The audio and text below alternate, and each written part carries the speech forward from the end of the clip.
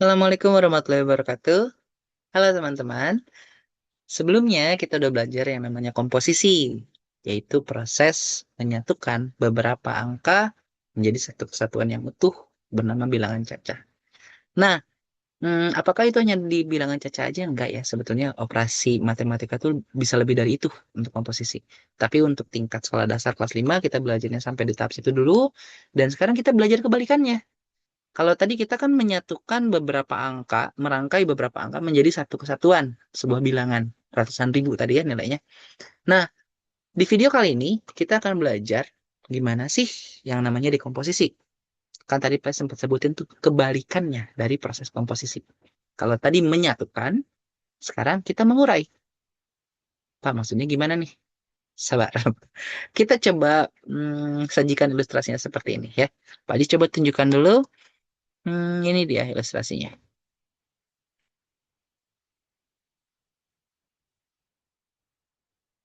Oke, ini dia. Materinya masih bilangan cacah ya, ini dekomposisi. Apa yang dimaksud dengan dekomposisi? Kita coba pelajari lewat ilustrasi berikut ini. Tadi ada seorang ibu memasak sebuah makanan yang namanya sup ayam. Lalu kemudian anaknya nanya, Bu, ini di dalam sup ayam ini isinya apa aja sih? Nah, proses menanyakan seperti ini tuh sangat wajar sebetulnya. Karena anak-anak tuh sering banget punya penasaran ya. Dan pada akhirnya proses bertanya ini mengantarkan kita ke ilustrasi yang tadi Pak disebut dengan dekomposisi. Kita mengurai dari satu masakan yang utuh ke bahan-bahannya sekarang. Kalau sebelumnya kan dekomposisi ada bahan-bahan dimasak, disatukan sedemikian rupa jadi sebuah masakan supaya. Sekarang pertanyaan dari anak kecil ini ke ibunya mengantarkan kita ke proses dekomposisi, mengurai suatu kesatuan yang utuh menjadi beberapa benda yang lebih kecil yang menjadi bahan dasarnya. Tadi kita punya sup ayam, diurai, isinya ada apa aja sih? Ada ayam, ada wortel, ada kentang, ada jahe, ada bawang putih, bawang merah, seledri, lada, dan garam.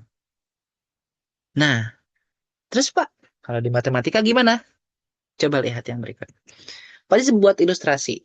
Misal ya, ini ada laki-laki dia mau beli sebuah helm. Dia lagi lihat-lihat, kemudian datanglah karyawannya. Mas tertarik sama yang ini kebetulan lagi ada promo katanya gitu misalnya. Promonya berapa Mas? Katanya. Angkanya 900.000 sekian. Ada di sini nih. Nah, ini. 987.654.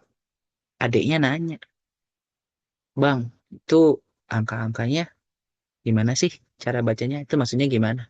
Sebutin lah, 987.654. Banyak ya, Bang? Ya, banyak. Angka 9-nya itu apa, Bang? Itu 900.000.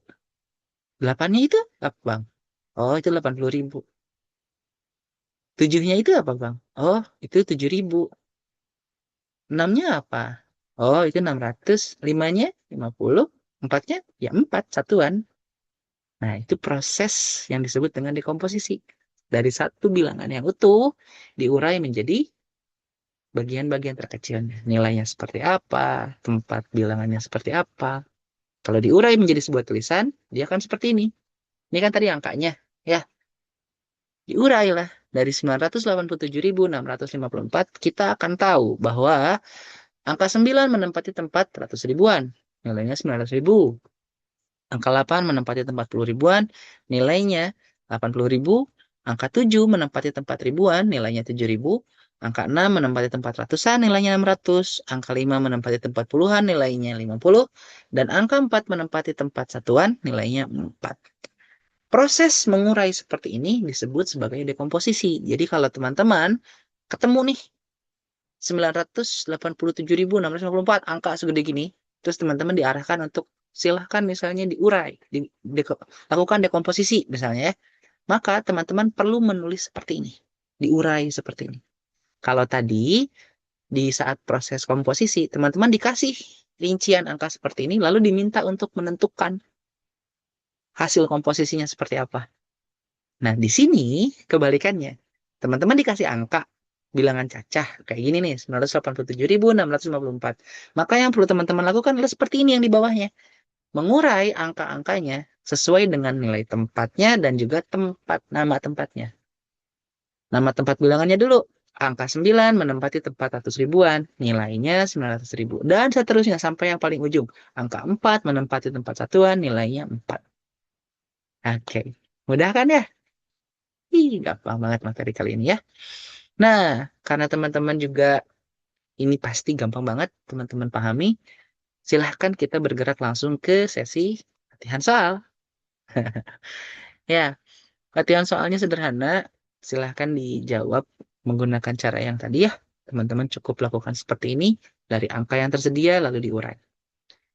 Kalau misalkan teman-teman merasa belum paham, teman-teman boleh tanya ke Pak Aziz. Seandainya teman-teman masih malu, misalnya buat tanya-tanya, boleh simak lagi videonya. Misal masih mentok juga, langsung tanya aja. Gak usah malu-malu. Ya, oke, teman-teman. Materinya selesai sampai di sini. Kita akhiri pertemuan virtual kali ini. Semoga teman-teman sehat selalu, teman-teman dikasih kemudahan sama Tuhan Yang Maha Kuasa untuk menyerap ilmu ini. Mudah-mudahan ini bermanfaat buat teman-teman. Sampai ketemu di pertemuan berikutnya. Dadah. Assalamualaikum.